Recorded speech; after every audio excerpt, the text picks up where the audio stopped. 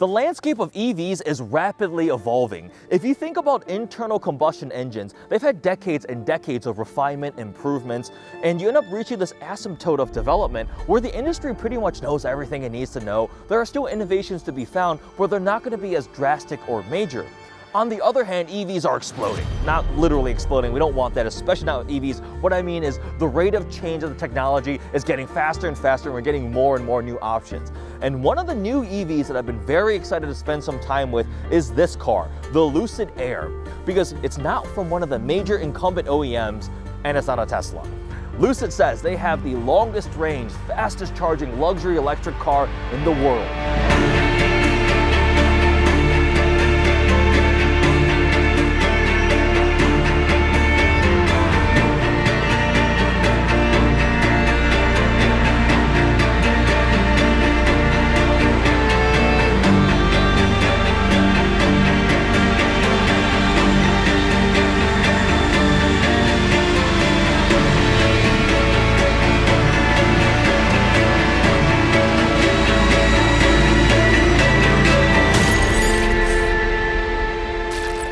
So this is a Lucid Air Touring, which sits nicely in the middle of the lineup, making 620 horsepower and 885 pound-feet of torque. All-wheel drive, 0 to 60 in 3.4 seconds. It has the 18-module battery pack, which is rated at 92 kilowatt-hour versus the larger 112 kilowatt-hour. And the range is 425 miles if you have the 19-inch wheels and tires, but like this one on the 20-inch wheels and tires, you'll have a slight deficit in terms of overall range, but still impressive 384 miles of pure electric range.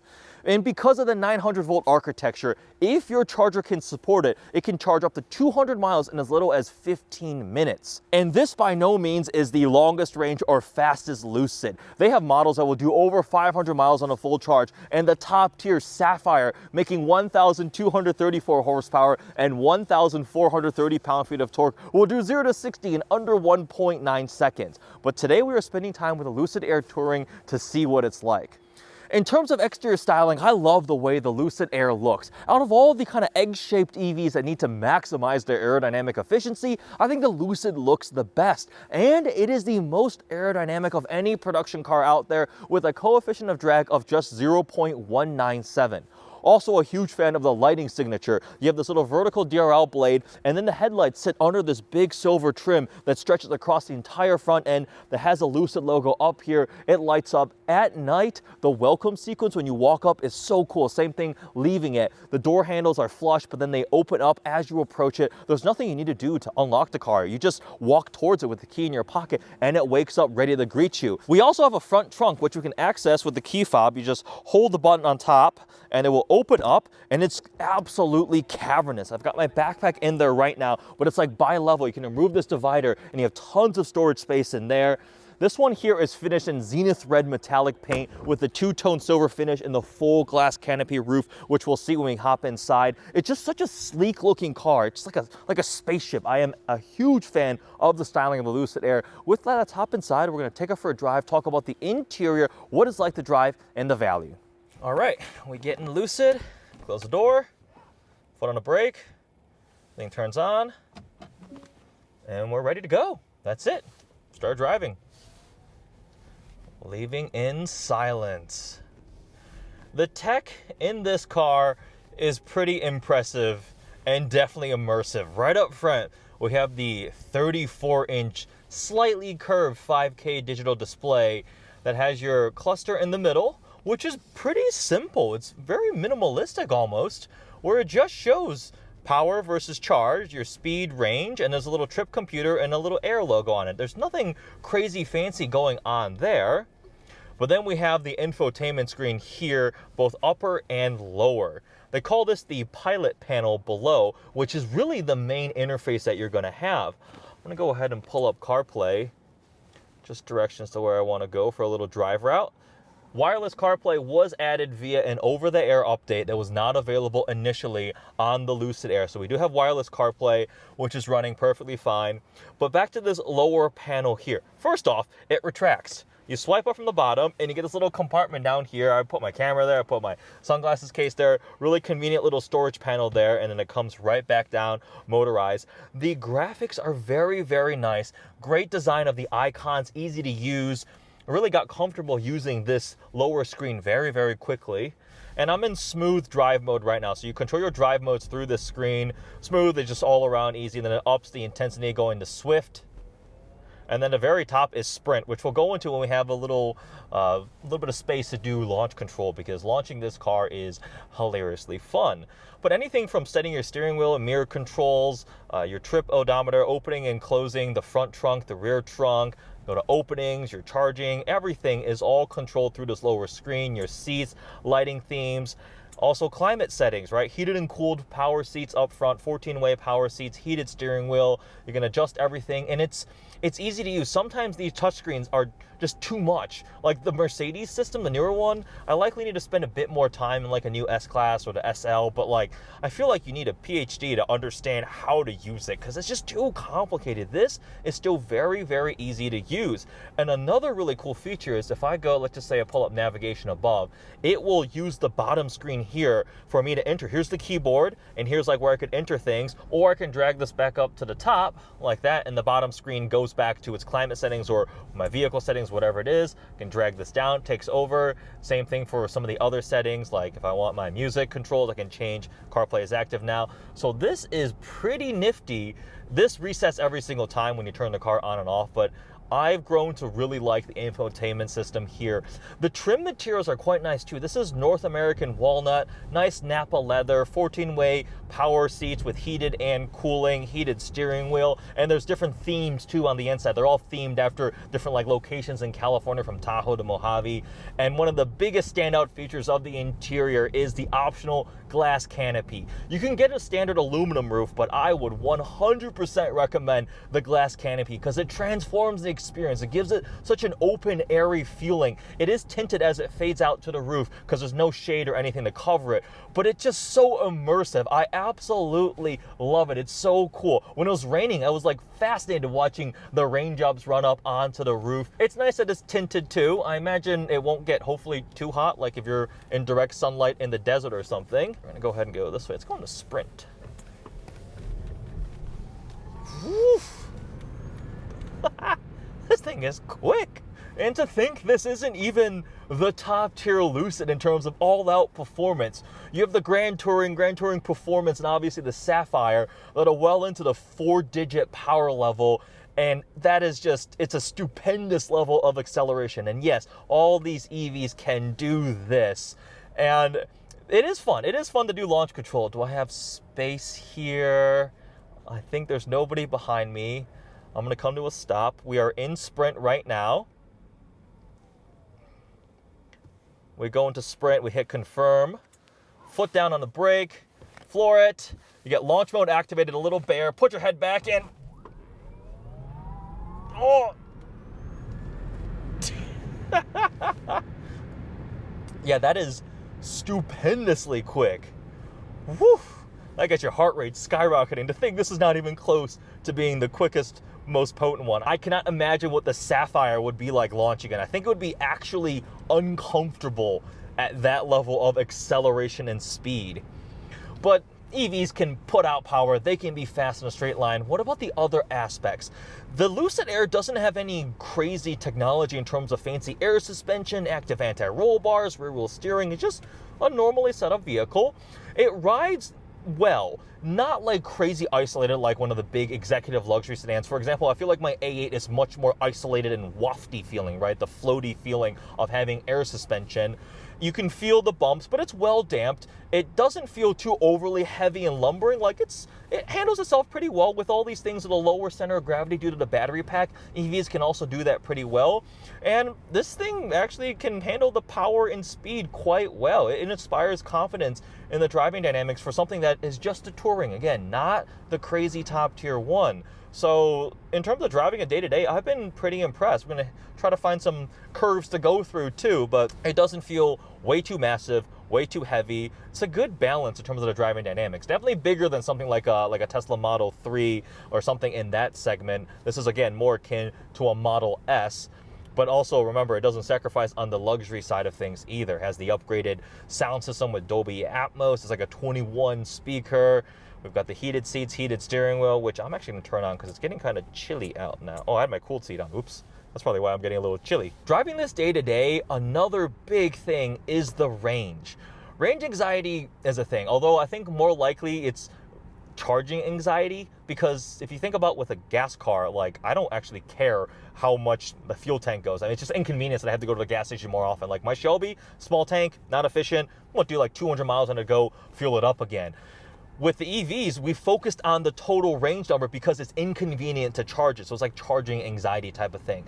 If you have the architecture to support the fast charging on this, I think that would become less of an issue. But in the real world, because we do not have that infrastructure set up, having the really good range on this car, I've been impressed with. Now, am I achieving it? I don't think so. Probably because I've been launching this car and driving it like an idiot. But let me go to trip information. Yeah, so far since I recharged 63 miles, I'm doing 2.7 miles per kilowatt hour, which is nowhere close to the 4+ that this car can do. I think this is one of the most efficient EVs out there, probably because of that low coefficient of drag. But when I did charge it up fully, it told me 380 miles to empty, that's very impressive. And if I was trying to be efficient and take it on a long trip, it would give me more peace of mind. I left the office on Friday this weekend being like, I'm not going to need to charge it this weekend. I'll be totally fine. So having the long range is great. Lucid is also now releasing lower tier and higher tier models, not just the Sapphire getting more and more powerful and faster, but you can now get the pure rear wheel drive, which lowers the price point, smaller battery pack, but still really impressive range. I believe the pure rear wheel drive with 16 modules I saw was still over 400 miles of range. When you compare that to a Porsche Taycan, Audi RS e-tron, those are pitiful in comparison. Those will barely manage 200 to 300, not even 300 in some of them. So that's a huge advantage to the Lucid without having a massive 200 kilowatt hour battery pack. So I'm definitely impressed in that way. And if I recall correctly, Lucid started off as like a battery technology supplier, and they rebranded / moved into building actual production vehicles. And for a first attempt, I am quite impressed. Just like with the Rivian, I was very impressed with the Rivian R1T as a pickup truck in the EV space. It felt solid, premium materials, a lot of really cool innovations. I have that same feeling with the Lucid. And in the mornings, getting up, driving to work, I was excited to take the Lucid. And to me, that's a good sign. You guys know I get to drive a lot of cool cars, and sometimes I get jaded. But knowing that I was going to hop in a Lucid, get to explore the new things with the car, enjoy it, I think it looks so cool. It definitely had me excited walking up to the car every morning. I think that's a good thing, especially for a luxury EV where they may not have the allure that some typical conventional luxury cars may have. Two small complaints I noticed during my time with the Lucid Air. One of them is I noticed some like plastic creaky noises from the steering wheel. Sometimes when I went to grab it, you can feel it flex a little bit. Not the best quality, kind of lets down the interior a little bit. And the second one is Dream Drive. This one has an option, the driver assistance systems. I actually turned the lane departure protection down to just warning because the intervention was really bothering me in the way that it would interact with you if you were to, example, stray a little too close to the side of the lane. So not a huge fan of that. It's not super impressive, especially compared to something like GM Super Cruise system or what Tesla offers. It's not quite there. Good for them. They have a lot of sensors and everything, and hopefully future over-the-air updates will bring it up to that top-tier standard. Just was not too truly impressed with that. In terms of the value, the price point, this one here, the actual window sticker that I have, shows $120,000, but Lucid recently lowered the price on this model by $12,500. So I believe it would start at 95, 107K is what this one shows there. So it did drop a bit. Now there are higher tier models too. So like the Grand Touring, I believe, is 125, Grand Touring Performance 150, and the top tier Sapphire is $250,000. But as I mentioned, the performance numbers out of that are just ridiculous. And then they added the lower tier models. You can get the Pure now, which for the all-wheel drive was right around $82,000, and now they have the rear-wheel drive version, which is even cheaper at $77,000. So there is a solid range of price points for the Lucid Air, and as the price point also illustrates, this sits nicely in the middle. Compared to some of the competitors, Taycan GTS would be right around this price point. I think it's $140,000. Mercedes EQS will range from $100,000 to $140,000 in that range too. The problem is Tesla. Tesla will always be the argument against the price point of any other EV because they've just kind of ruined the pricing. Look at what they've done to the Model S pricing. When that first came out, the Model S Plaid was like $130,000 to $150,000. And now just a few short years later, you can buy a brand new one for $86,000. And that is terrible if you bought one. Imagine you bought a Model S Plaid for $130,000. It was one of the fastest things out there. Absolutely ridiculous. You love that thing. And then Tesla themselves makes it so that you can go buy a brand new one for $90,000. You buying one for $130,000, you're now screwed, right? You not only have normal depreciation, you've just been double whammied because the new price has dropped even more. So you're probably going to be underwater in this car immediately. And that price point now makes it impossible to argue in terms of just like range and acceleration for anything else. But my argument against that is, one, I wouldn't want to buy from a manufacturer that does that to their customers in terms of the pricing, right? And also materials and fit and finish and stuff like that. Teslas aren't luxury cars. This is actually a luxury car. They went to the lengths to design and take considerations of the material finishes, how the technology interfaces with you. It's substantially nicer in my opinion. I have not been impressed with some recent Teslas that I've gone in. It's just not for me, right?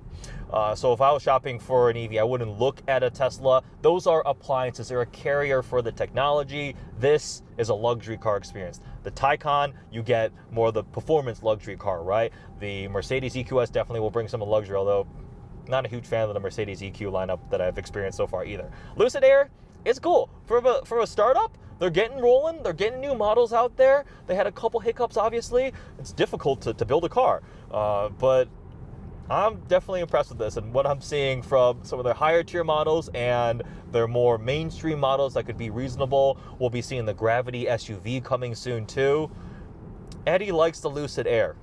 I'm a fan of the Lucid Air. So summarizing some final thoughts of the Lucid Air Touring. This is a nice sweet spot in the lineup. It's got plenty of range. It's got plenty of acceleration. Can you go up in terms of power and performance? Absolutely. Would that be fun? Absolutely. But then you pay more in terms of money and also range. And then you could also go down. But when going down to a lower tier model, they're still plenty quick. I love the styling. I think it looks really distinctive and cool. The interior has some great technology. A couple minor little letdowns in terms of maybe some of the trim finishing could be a bit nicer to meet the price point. But for a first model from Lucid, properly impressed. Love the glass canopy. 1,000,000% recommend that. And I generally use this little hidden storage compartment with the screen folding up and down a lot too.